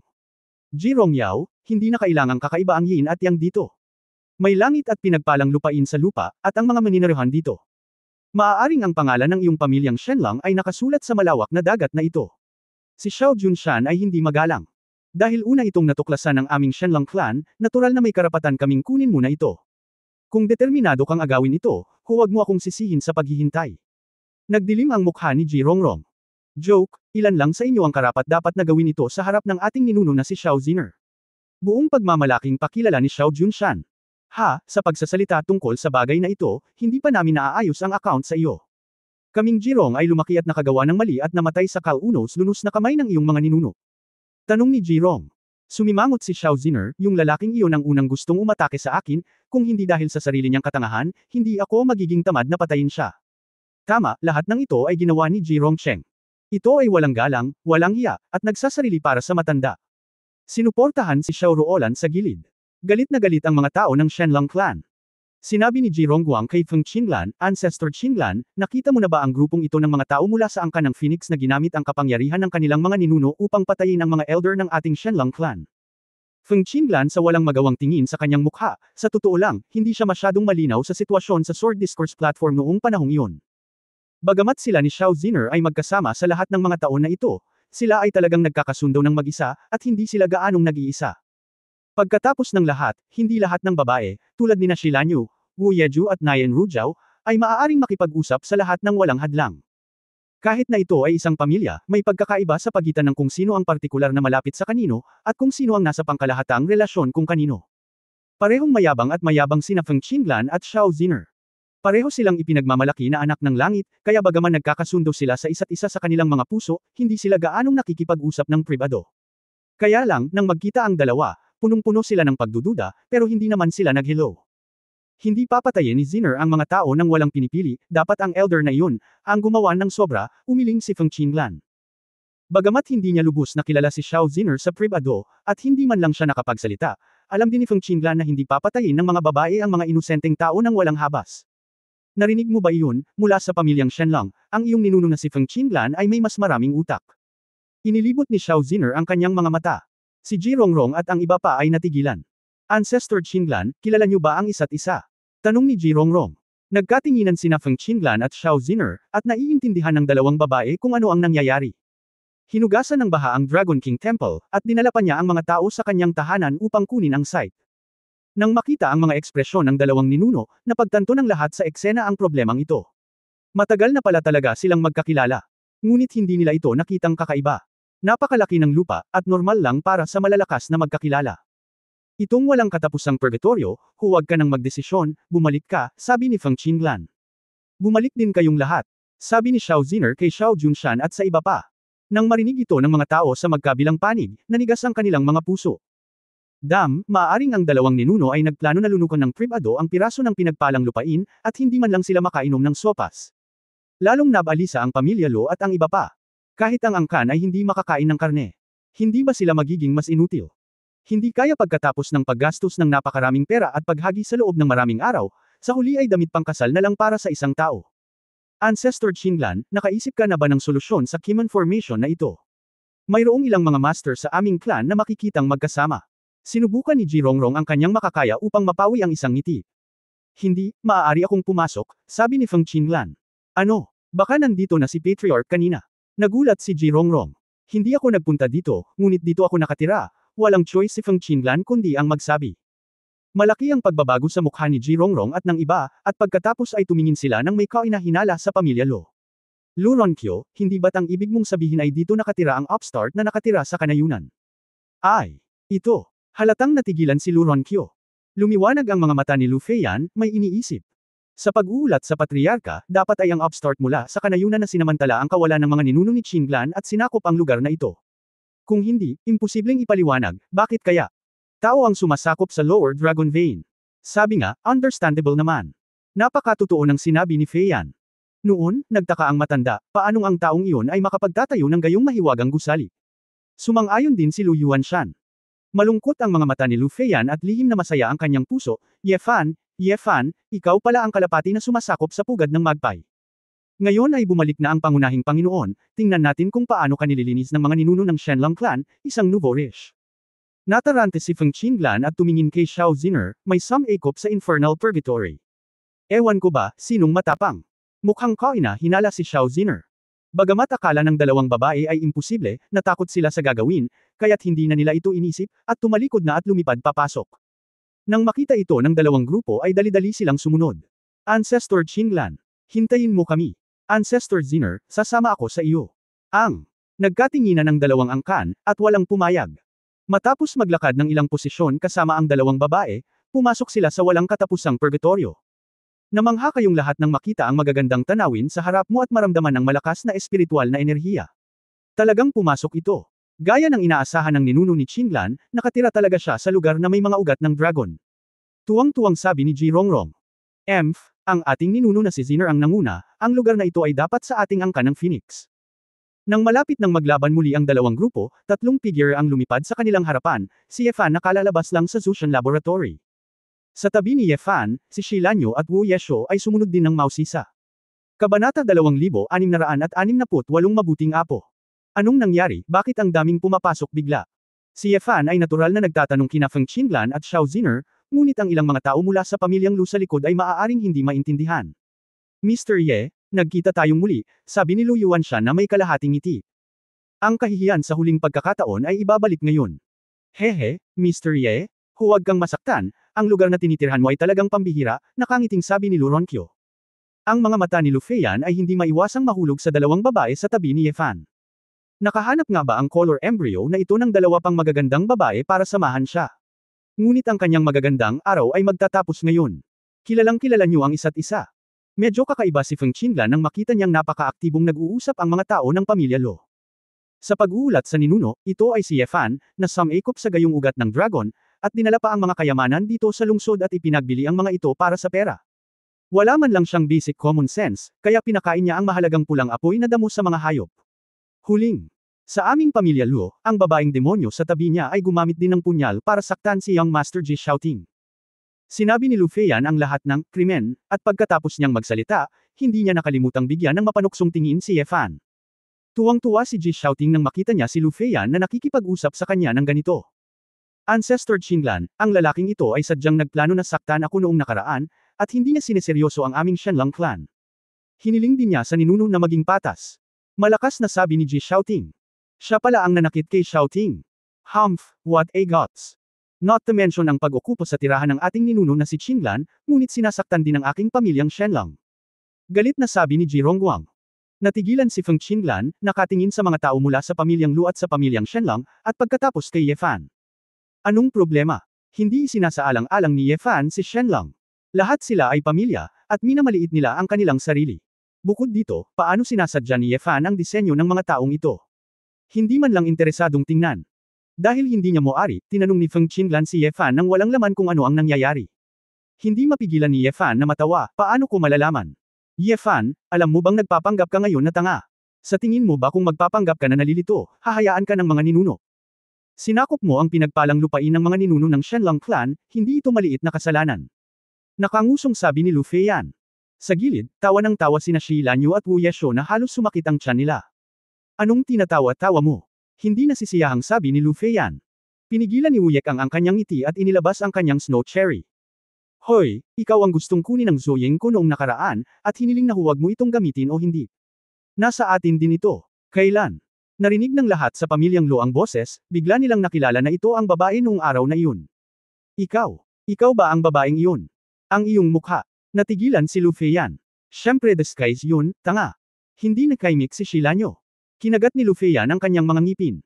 Ang dalawang babaeng ito ay hindi mababa sa kanyang sarili, ngunit naglalakad sila sa labas, itinatago ang kanilang hitsura at nag-aatubili na ihayag sila. Kung ikukumpara sa kanila, naramdaman ni Lu Feiyan na tila siya ay medyo vulgar muli. Ang mga babaeng nakapaligid sa kanya ay mas maganda kaysa sa huli. Dahil ba dito ay sinabi niyang hindi siya interesado sa sarili niya. Sa pag-aakalang ang mga salita ni Ye Fan ay hindi hard to get, ngunit taos-pusong mga salita, mas nagalit si Lu Feiyan habang iniisip niya ito. Bakit? Napaka-ignorante ng bansang Bumpkin. Karapat-dapat din bang tanggihan ang isang mayabang na babaeng katulad niya? Ang mga tao ng Phoenix Clan sa gilid ay nababalisa sa sandaling ito, at ang Shenlang Clan ay patuloy na nagsasabi na ang lugar na ito ay pag-aari ng kanilang mga ninuno. Kayong mga Shenlang ay nag-uusap tungkol sa kanilang sarili dito. Kaming Ziner ay malinaw na nakakita sa pagbuo ng Kimon dito sa isang sulyap. Dapat sabihin na ang aming mga ninuno ni Ziner ay nakatira dito sa orihinal. Sabi ni Xiao Ruolan. Dati akong nakatira dito, sabi ni Xiao Ziner. Nang marinig ito ng mga tao ng pamilya Shenlang, agad silang nagalit. Walang hiya. Ancestor Qinlan, narinig mo ba? Sinabi talaga ng kabilang partido na sa kanila ang lugar na ito. Ang mga tao ng Phoenix Clan ay labis na ipinagmamalaki at nasasabik. Tiyak na nagustuhan din ng kanilang mga ninuno ang lugar na ito. Hanggat ang mga ninuno ay handang kumilos, magkakaroon sila ng isang palabas. Anong pinagsasabi mo? Dito kami nakatira ni Ziner. This is our home. Sa wakas ay nakahanap na ng pagkakataon si Feng Qinlan na sabihin ang totoo at bumantong hininga. Saglit na tahimik ang eksena, at ang dalawang mata ay tumingin kay Feng Qinlan ng may pagtataka, at pagkatapos ay kay Xiao Ziner. Kilala raw natin ang isa't isa, at walang tigil kayong nagsasalita, hindi maipaliwanag. Kumuha si Xiao Ziner ng dalawang lollipop at iniabot ang isa kay Feng Qinlan. Well, hindi ito available sa iyong bayan, hayaan mo akong tikman ka. Kinuha ito ni Feng Qinlan, salamat. Qinlan, ano ang ibig sabihin ng mga lalaking iyon, na hinihiling na dalhin mo sila dito para agawin ang teritoryo? Tanong ni Xiao Ziner. Sinabi nila na nakahanap sila ng isang pinagpalang lupain, pati na rin ang mga alamat na hayop at espiritual na damo. Tingnan ko. Akala ko kung saan ito, ngunit ito pala ang aming tahanan. Walang magawang umiling si Feng Qinlan. Ganoon din ang sinabi sa akin ng mga lalaking ito, akala ko ito ay isang masayang lugar. Inilibot ni Xiao Ziner ang kanyang mga mata. Parang sunod-sunod na kulog ang tumama sa noo ng mga katabi niya. Naitim ang ulo ng grupong ito ng mga tao. Natigilan silang lahat, hindi makapaniwala sa kanilang nakita at narinig. Tumingin si Xiao Ziner sa isang grupo ng mga miyembro ng clan na nanatili na. Bakit nakatulala ka pa, hindi mo alam ang daan palabas? Nag-react si Xiao Junshan at nagtanong sa nanginginig na boses, Ancestor Ziner, ikaw. Paano kayo nagpakasal sa ninuno ng Shenlong clan? Bakit kayo magkasama? It's none of your business, bakit ang dami mong tanong? Naiinip na sinabi ni Xiao Ziner, isa-isa, nataman pa nila ang ideya ng matandang babae, at dito mo makukuha ang iyong mga kamay. Lu Feiyan matapos mabigla, sinabi niya ng hindi sinasadya, kung gayon maaari kong tanungin ang ninuno na ito, kahit na ang dalawang ninuno ay naninirahan dito, paano itong Ye Fan? Hindi ba dapat siya ang habulin ng pioneer? Isang lalaking napakahirap na wala man lang basic common sense sa mundo ng pagsasanay. Sa piging, ang babaeng katabi niya ay tila hindi pa nakakain. Sa unang tingin, para siyang pagong sa bansa. Imposible naman. Ano ang kinalaman nito sa dalawang matataas na ninuno?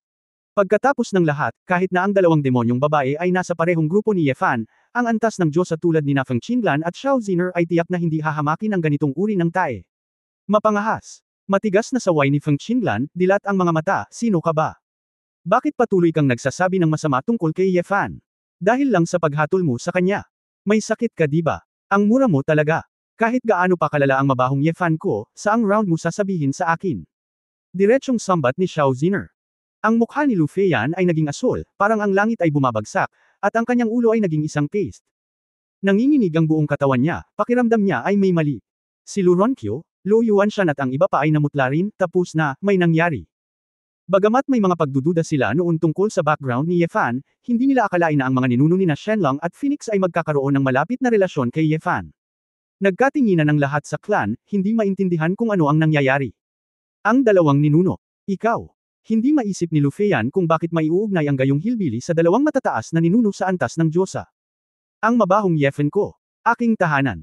Masyadong tamad si Ye Fan para bigyang pansin ang mga taong ito, at sinabing, Qinglan, Ziner, naging matagumpay ang paggamot ni Tuan Chun, at kailangan ko siyang puntahan. Kung wala nang iba, aalis muna ako. Talaga. Gising na ba si Tuan Chun? Lumiwanag ang mukha ni Xiao Ziner, sobrang nagustuhan din niya ang matabang babaeng iyon, at madalas siyang nakikipaglaro. Mukhang huli na tayong nakabalik, nakangiting nang hihinayang si Feng Qinglan. Nako, nakakainis ang mga taong ito, hayaan mo akong maging masaya sa wala, Xiao Yu, paalisin mo sila, gusto kong makita ang grupo. Lumapit si Xiao Ziner at hinawakan ang kamay ni Ye Fan, let's go. Natahimik si Ye Fan, kinurot ang. Magiliw ang mukha ng babae, at tumingin kay Feng Qinglan, sabay na tayo. Ngumisi si Feng Qinglangking, tumango, at lumutang. Kamusta ka, kamusta ang laro mo? Hinaplos ni Ye Fan ang pulang buhok ng babae. Ang pagpapalagayang ito, at ang magiliw na tingin sa isa't isa, ay nagpatunay sa relasyon ng dalawa. Naramdaman ni Lu Feiyan na gumuho ang mundo, isang bangungot ang lahat. Hindi nakakagulat na si Ye Fan ay ganap na hindi nagmamadali mula simula hanggang matapos. Ito pala ay isang pamilya sa lahat. Ngumiti ng mapait si Lu Feiyan, napakatanga niya. Paanong ang Diyosa ay may kasamang mabahong pagong? May kakaiba ba talaga sa lalaking ito? Well, medyo makulay, gusto kong makakita pa sa susunod, nakangiting sabi ni Feng Qinglan. Haha, sa susunod ay maglalaan ako ng oras para sumama sa iyo, nakangiting sabi ni Ye Fan. Hinawakan ni Ye Fan si Xiao Ziner sa isang kamay at ang mabangong balikat ni Feng Qinglan sa kabilang kamay, at direktang lumipad pabalik sa nalalatagan ng nyebe na bundok. Para naman sa nawawalang kaluluwa sa likod niya, ang natulala na si Lu Feiyan at ang angkan ay hindi umimik. Gayunpaman, medyo naiinip si Lan Yu at tinawag sila. Huwag kang mataranta. Hindi nakakahiyang makitang matalik ang mag-asawa ng iba, at laging nakatitig sa kanila. Kung hindi ka aalis, huwag mo kaming sisihin sa pagiging masungit. Ang lahat ay bumalik sa kanilang katinuan, nalilito, at sumunod sa kanila palabas ng walang katapusang purgatorio. Pagdating nila sa labas, galit na galit ang isang grupo ng Shenlong clan sa mga miyembro ng pamilya Lu, at higit pa kay Lu Feiyan. Ang lahat ng ito ay dapat sisihin para sa grupong ito ng mga lalaki, para sa pagbibigay ng impormasyon ng walang pinipili, sila ay nasaktan ng mga ninuno, at kahit na nasaktan ang misteryosong malaking tao. Bagamat hindi nila alam ang background ni Ye Fan at ng iba pa, ngunit isang lalaki na maaaring maging napakalapit sa dalawang ninuno, at hayaan ang dalawang ninuno na maging masunurin, maaari ba silang maging ordinaryong tao? Ito ay talagang isang hindi maisip na nakatagong master. Emph, Lu Ronqiu, pinalaki mo ang isang mabuting apo. Matiim na tumitig si Ji Rongrong. Nang inag ang katawan ni Lu Ronqiu, nakatingin sa mga mata ni Lu Feiyan, puno ng disgusto sa unang pagkakataon. Napansin ni Lu Feiyan ang mga titig ng kanyang lolo at ng lahat ng tao sa angkan, at lalo siyang nanginginig, kinuyam ng mahigpit ang kanyang mga kamay, nakaramdam ng kalungkutan sa kanyang puso. Alam niyang hindi na niya maibabalik ang kanyang orihinal na marangal na katayuan, hindi siya titingnan ng angkan, at lalo siyang hahamakin ng angkan. At lahat ng ito ay ginawa ng may apelyidong Ye. Ibinaba ni Lu Feiyan ang kanyang ulo, kinagat ang kanyang mga ngipin, ang kanyang mga mata ay mapait at malamig. Kabanata 2669 na alam mo na.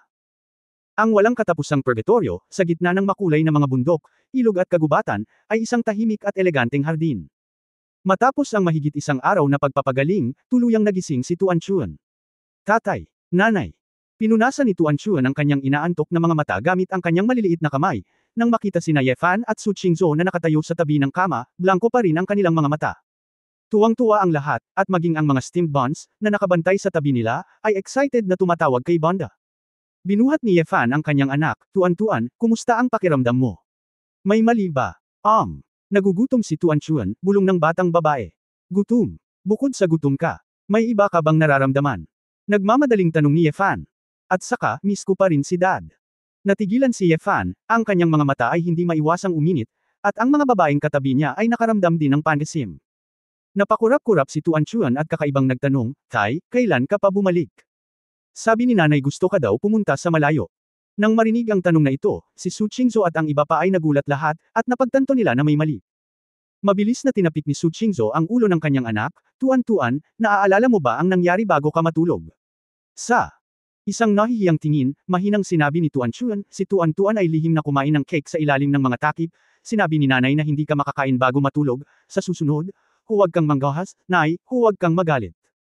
Namutla si Su Qingzhou, biglang lumingon at tinanong si Chu Yunyao, ano ang problema? Ang alaala ba ni Tuan-Tuan? Dapat nawala sa kanya ang karamihan sa kanyang mga alaala pagkatapos na lumaki, ang kanyang mga alaala ay dapat lamang itago sa isang yugto ng panahon pagkatapos umalis si Ye Fan, bumantong hininga si Chu Yunyao. Ito ang sinabi namin noon. Maaaring may ilang mga problema sa therapy na ito, at maaaring may iba pang mga side effect, ngunit malalaman lamang namin pagkatapos ng mas tumpak na pagsusuri, nang hihinayang sabi ni Ji Wanqing. Wala na ang alaala, ang malaking bagay ay hanapin itong muli, malusog ang bata, mahigpit na niyakap ni Ye Fan ang kanyang anak. Actually, hindi naman siguro masama. Isa-isa kayong umalis sa mundo. Bagamat matino si Tuan Chuan at hindi masyadong umiiyak, siguradong napakahirap para sa kanya pagkatapos ng maraming taon. Ang alaalang ito, para sa kanya, ay hindi napakaganda. Mapait na ngumiti si Ye Wuyo. Hindi mo masasabi iyan. Kung tutusin, ito ay nasa alaala ni Tuan Chuan. Masaya man siya o malungkot, ito ay bahagi niya, sabi ni Ye Fan. Susubukan ko ang aking makakaya kay Wanqing upang makita kung ito ay ganap na gumaling, sabi ni Chu Yunyao. Gayunpaman, walang alam si Tuan Chuan tungkol sa mga salita ng matatanda. Sa oras na ito, bumalik ang kanyang alaala sa kanyang pagkabata, at hindi niya naiintindihan ang maraming bagay. Banto. Lumapit si Tuan Chuan at niyakap ito, humajijek, marami ka bang ninakaw na merienda kamakailan, Manto, bakit ang laki mo? Dinilaan ni Manto ang mukha ni Tuan Chuan, aray. Sumisigaw, puno ng pananabik. Sa sumunod na 2 araw, sumailalim si Tuan-Tuan sa isang detalyadong pagsusuri at mukhang malusog, at walang mali dito. Si Ye Fan, Su Qingzhou at ang iba pa ay nakaramdam din ng higit na kagaanan. Mabilis na nasanay si Tuan Chuan sa malalaking pagbabago sa kapaligiran ng pamumuhay sa tahanan at sa mga pagbabago sa mga miyembro ng pamilya. Natural na tuwang-tuwa ang maliit na lalaki na umuwi ang kanyang ama, ngunit pagkatapos makipaglaro kay Ye Fan sa loob ng 2 araw, hindi siya masyadong interesado. Sa kaibahan, mas gusto ni Tuan Chuan na makipaglaro sa ilang mga banal na hayop araw-araw. Nakatingin sa maliit na matabang babae na hindi natatakot sa langit at lupa, nakasakay sa dragon, Luhu, Zuanming araw-araw, may hawak na unicorn at pisyu, papunta sa langit at lupa sa walang katapusang purgatorio, namumuhay ng masayang buhay. Masyadong matigas sina Tatay, Xiaojin, Xiaozi, at Momo, ngunit ang mga steamed bun at dumpling ay comfortable sa pagpindot. Ang mga dumplings ay ang pinakamasaya, sila ay nababalot ng laman, napakalambot sa pagpindot, at sa tuwing sila ay tumakas, ibigay lamang ito ay lalapit ng masunurin kasama ng isang piraso ng karne. Nang kumakain ang pamilya, hawak ng isang kamay ni Tuan Chuan ang isang malaking binti ng inihaw na manok, mamantika ang mukha, at masayang ngumiti. Hindi ka dapat matuto ng glutinous rice dumplings, tulad nito, hindi ka magiging matagumpay sa iyong buhay. Hindi natututo si Tuan-Tuan ng glutinous rice balls. Kung gusto mong kumain, kukunin mo. Paano mo hahayaang hawakan ito ng iba? Sabi ni nanay, reserved ang mga babae. Tiningnan ni Ye Fan ang kanyang anak na may kasiyahan, oo, natutunan ko ang katotohanan ng buhay sa pamamagitan ng paglalaro, at karapat-dapat siyang maging anak ko. Naiinis na tiningnan ni Su Qingzhou ang bastos niyang asawa, talagang tanga ang lalaking ito. Tuan-Tuan, hindi ka tinuruan ni nanay na magnakaw ng pagkain, mali ang pagnanakaw, pagwawasto ni Su Qingzhou. Naiintindihan, sagot ni Tuan Chuan, kumurap muli at nagtanong, Nay, bakit ka lumiliit? Utu anak, napakaraming araw bago malaman. Medyo natahimik si Su Qingzhou. Siya ay muling nagkatawang tao, at ang kanyang hitsura ay karaniwang napanatili sa edad na 18, kaya natural na siya ay mukhang mas bata kaysa sa kanyang nakaraang buhay. Nagsuot ng maskara ang iyong ina, sabi ni Ye Fan. Oh, gulat na bulalas ni Tuan Chunzin, napakalakas ng maskara. Nang makita ang cute na ekspresyon ng kanyang anak noong araw na iyon, hindi napigilan ni Su Qingzhou na matawa, at binigyan ng lalaki ng galit na tingin. Lahat ng babae sa kwarto ay hindi napigil ang tumawa ng malakas. May isang bata sa pamilya, na talagang kawili-wili. Gayunpaman, napansin ni Ye Fan na isang babae ang nakaupo sa upuan, at ang ngiti sa kanyang mukha ay bakas ng kalungkutan at pait. Nang gabing iyon, sa isang bangin sa walang katapusang purgatorio. Si Xiao Weishuo, na may mahabang buhok na nakalugay, ay nakaupong mag-isa sa isang bato, nakatingin sa mabituing kalangitan at hinihipan ang simoy ng dagat. Ang mabituing kalangitan dito ay iba sa Honghuang, hindi ba?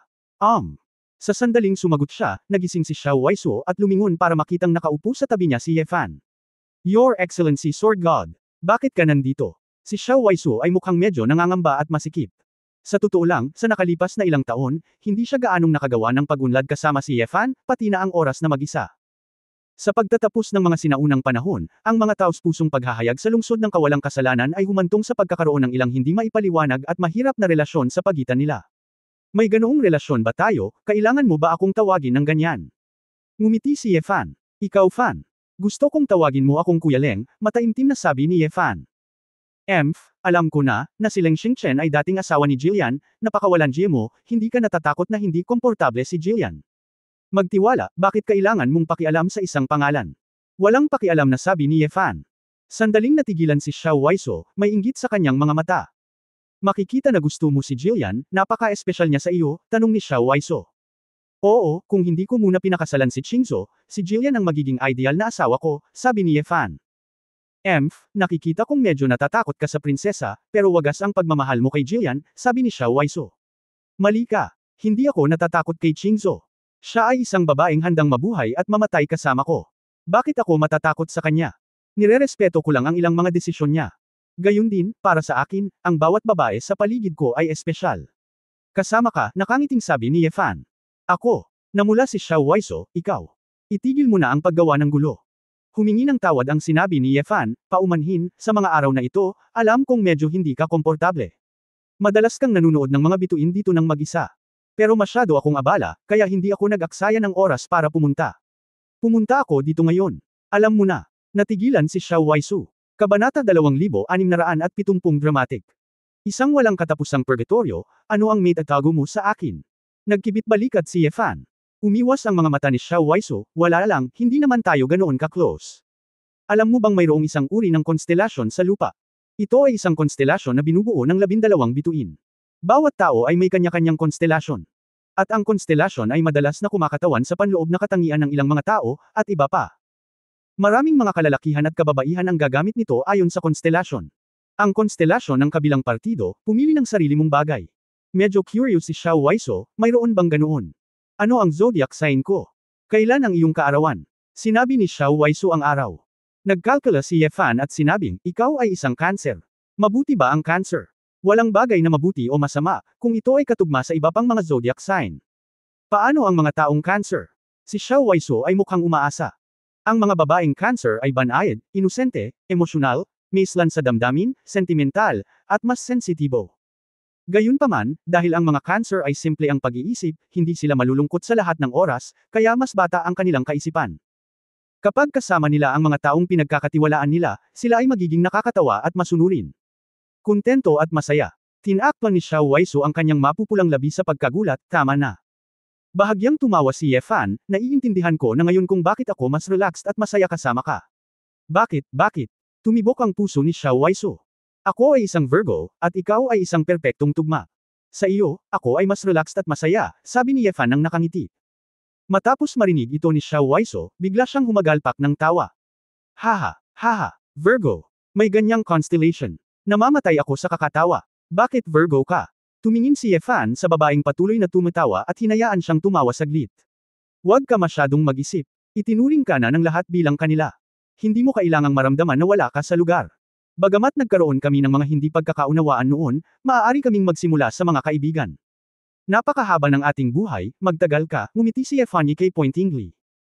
Alam ni Xiao Waiso ang malalim na kahulugan ng lalaki, at nakaramdam siya ng init sa kanyang puso, ngunit hindi niya maiwasang umungol. Si Guqing ay katulong mo pa rin, ano ako, bilang isang kaibigan, hindi ako maaaring manatili sa iyong bahay sa lahat ng oras. Hey! What you said, gusto mo rin bang maging maid? Ang lakas ng loob mo. Kung gayon. O kung ako ay magiging isang Kuya Leng, gawin natin ang sinabi natin noon. Sabi ni Ye Fan nang mahinang tumawa. Hindi. Wala akong sinabi sa'yo. Nag-init ang mukha ni Xiao Waiso, at mabilis siyang bumangon at tumakbo palayo. Ngumiti si Ye Fan at umiling habang nakatingin sa babaeng tumatakas. Ang mga sumunod na araw ay mas kalmado. Si Chu Yunyao ay abala sa pagsusuri sa sibilisasyon ng demonyo, at sa parehong oras ay gumagawa ng isang teleportation device pabalik sa Hongwang. Ang mga babae ay nagsimulang magtanim ng isa-isa, at sa walang katapusang purgatorio, sila ay nagtanim ng ilang espiritual na mga bulaklak at mga damo na dala ng baha. Sa wakas ay nakalaya na si Ye Fan, at nagsimulang gumamit ng pinakamataas na pagkakaiba sa oras upang mapagtanto na lahat ng bagay ay pumapasok sa kanilang mga puso. Bakit? Ang tatlong salitang ito, sa mga mata ni Ye Fan ngayon, ay hindi na masyadong malabo. Nang marinig ang tila hindi maipaliwanag na mga tanong na itinanong ni Ye Wuya noon, ngayon, may iba pang ideya si Ye Fan. Nalaman ni Ye Fan na sa katunayan, matapos itong matikman ng mabuti at maunawaan ang mga batas ng mga eroplano, ang kanyang pananaw sa mundo ay ganap na nagbago. Kung tutuusin, kapag bumalik ang lahat sa puso, ibig sabihin lahat ng enerhiya ay gagamitin niya. Kaya, ano ang gagawin sa enerhiya? Tiyak na mag-iisip tungkol sa isang bagay na mas malalim. Ang kanyang pag-iisip sa paglilinang ay na-upgrade mula sa kung paano pakilusan ang enerhiya sa eroplanong ito hanggang sa, bakit ganito gumagana ang enerhiya, bakit lumilitaw ang enerhiya na ito. At iba pa, parang ang taas ng, lumikha. Creation, creation. Ano ang realm above the chaos realm? Parang hindi ko pa ito narinig. Creation realm ba? Hindi, sarili ko lang itong nararamdaman. Iba, maaaring iba rin ang ideya. Si Ye Fan ay hindi nag-abala na isipin ito, gayunpaman, kahit ano pa ang tawag dito, hindi mahalaga, kailangan lang niyang magsumikap ayon sa tatlong salitang, bakit? Gabi-gabi, bilang karagdagan sa pakikipag-usap sa mga babae, ginugugol ni Ye Fan ang lahat ng kanyang pagtulog sa silid na pinahusay ng gravity, at nagsasanay ng nakatutuwang pagsasayaw. Sa araw, si Ye Fan ay gumugugol ng ilang oras sa Sword God Ring, na naiintindihan na ang lahat ng bagay ay pumapasok sa kanilang mga puso. Gumugugol din siya ng ilang oras sa isang paglalakbay sa kalawakan upang sanayin ang kanyang mga kasanayan sa disintegrasyon. Nadama ni Ye Fan na ang pagkakawatak-watik at layunin ng espada sa antas ng emperador ay kailangang hawakan sa magkabilang dulo, dahil sa pakikipaglaban kay Ye Xuanguang, malinaw niyang nararamdaman na ang disintegrasyon o layunin ng espada lamang ay hindi mananalo. Hindi pa niya nalilinang sa kaharian ng Qiyu at Jixuanyuan ang dalawang lihim na sining na ito, kaya hindi niya alam kung alin ang may mas mataas na limitasyon sa itaas. Kung ganoon, pareho lang ang magagawa niya, at mas mabuting gamitin pa rin ang mga ito ng magkasama. Sayang lang at hindi pa na-improve ang kanyang 5-clawed Golden Dragon bloodline. Oo naman, hindi dahil sa sobrang pagmamahal kay Feng Qinglan at Ling Yue kaya siya makalusot sa Qinglong. Si Ye Fan ay naiinggit pa rin sa linya ng dugo ng Qinglong. Na ginamit ni Ye Xuanguang ang lahat ng uri ng kakaibang kasanayan sa 9 Transformations of the Dragon, at ito ay naging dahilan upang gusto niyang maglaway.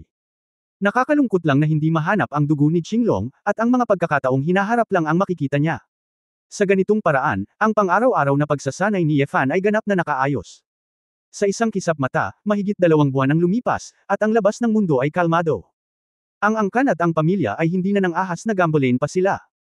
Sa panig ng West Federation, kinuha ng pamilyang Brenk ang federal na hukbo at ibinalik ang katatagan. Sa umaga, natapos ni Ye Fan ang pagsasanay ng nakatutuwang sayaw buong gabi, naligo ng mainit, at pumunta sa hapag-kainan para sa hapunan. Bagamat kalabisan ang pagkain, ang pamilya ni Ye Fan ay nag-e-enjoy sa panahong ito, pagkatapos ng lahat, ito ang kagalakan ng buhay. Habang kumakain, sabik na tumingin si Tuan Chuan kay Ye Fan, mukhang medyo nanlulumo. Girl, kung may sasabihin ka, bakit ganyan ang tingin mo sa tatay mo? Maagang napansin ni Ye Fan, ang maliit na lalaki na ito ay nasa tuktok pa rin ng kanyang katawan, at ang kanyang maliliit na mata ay lalong nakakaawa. Kumain pa si Dad at magsanay ng mabuti, para maprotektahan sina Tuan Tuan at Fat Tiger. Bahala na si Tuan Tuan sa sarili niya. Dad, huwag kang mag-alala. Hinawakan ni Tuan Chuan ang steamed bun at sumangot. Anong ibig mong sabihin? Anong problema? Hindi makalunok si Ye Fan. Tay, hindi po ba mahirap mag-ensayo? Pwede bang pisilin ni Tuan Chuan ang mga binti mo? Tumalon si Tuan Chuan sa upuan, tumakbo sa gilid ni Ye Fan, at pinisil ang kanyang mga hita. Isang pares ng mataba na maliliit na kamay ang pumipisil, at ang batang babae ay naaawa na nagsabi, Tatay, kung hindi mo gusto si Tuan Chuan, dapat ay si Tuan Chuan yun. Sabihin mo kay Tuan Tuan, si Tuan Tuan ay magbabago. Huwag mong baliwalain si Tuan Chuan. Natigilan si Ye Fan, binuhat ang babae at kinurot ang chubby little face ng kanyang anak. Girl, sabihin mo ang totoo, anong gusto mong gawin? Naghinala si Yefan. Ano pa ba ang magagawa ko? Pagod na akong maglaro sa bahay. Gusto kong hilingin sa iyo na isama mo siya sa paglalaro. Ilang araw na akong nagmamakaawa. Araw-araw akong parang baliw. Nakakainis. Si Su Qingzhou ay lumabas sa sandaling ito at naglagay ng isang plato ng fruit salad sa mesa. Huwag mong abalahin ang iyong ama, kailangan niyang magsanay mamaya, halika at kumain ng prutas. Habang sinasabi niya iyon, lumingon si Su Qingzhou at tinitigan si Wu Yeshu. Huwag mong isipin na hindi ko alam, tinuruan mo ang batang ito na umarte, tama ba? Ito ay talagang isang mapait na eksena. Namula si Wu Yeshu. Sabay turo kay Ling Yue na nagbabasa ng libro at umiinom ng kape sa kabilang side, itinuro ito ni Sister Weiwei. Aktres siya noon. Ilang linya ang itinuro niya. Mabahong babae. Paano ang pananampalataya sa pagitan ng magkapatid? Tubig. Direktang binasag ni Ling Yue ang libro. Nagkaroon ng commotion sa restaurant. Hindi alam ni Yefan kung tatawa ba siya o iiyak, at hinaplos ang maliit na mukha ni Tuan Chun. Silly girl, ayaw mo bang lumabas para maglaro? Sabihin mo lang kay dad na hindi. Nakakatakot akong atakihin sa puso kapag lumabas ako kaninang madaling araw. Wife, hindi ka pa nakakalabas ng shopping simula nang bumalik ka sa Earth ha? Sabay na tayo. Lumingon si Yefan at ngumiti kay Su Qingzhou. Oo, mahinang sagot ni Su Qingzhou. Sige, bibili ako ng bagong damit para kay Tuan Chun. Naghintay si Guqing sa gilid para maghugas ng mga pinggan, at hindi naiwasang magtanong, Prinsesa, lalabas ka ba? Sinulyapan siya ni Su Qingzhou at sinabing, Qinger, sundan mo rin ako, mahihirapan akong alagaan ang bata ng mag-isa, hahawakan mo si Tuan-Tuan para sa akin pagdating ng panahon, huwag mo siyang hayaang tumakbo. Oo, Prinsesa, nagniningning sa tuwa si Guqing. Ang master ay hindi lumabas, at hindi siya nagkaroon ng pagkakataon na lumabas, kaya sa wakas ay nagkaroon siya ng pagkakataon. Walang pagtutol si Yefan. Sa pagtulong ni Guqing sa pag-aalaga kay Tuan-Tuan, maaari rin niyang mapag-isa si Su Qingzhou. Matagal na niyang hindi nililigawan ng asawa kaya naman excited siyang isipin iyon. Speaking of which, matagal nang hindi ginaganap ang kasal ng dalawa kaya hindi naman masamang samantalahin ang pagkakataon para makapaghanda sa kasal. Pagtatapos ng kabanatang ito. For more updates, click on the notification bell.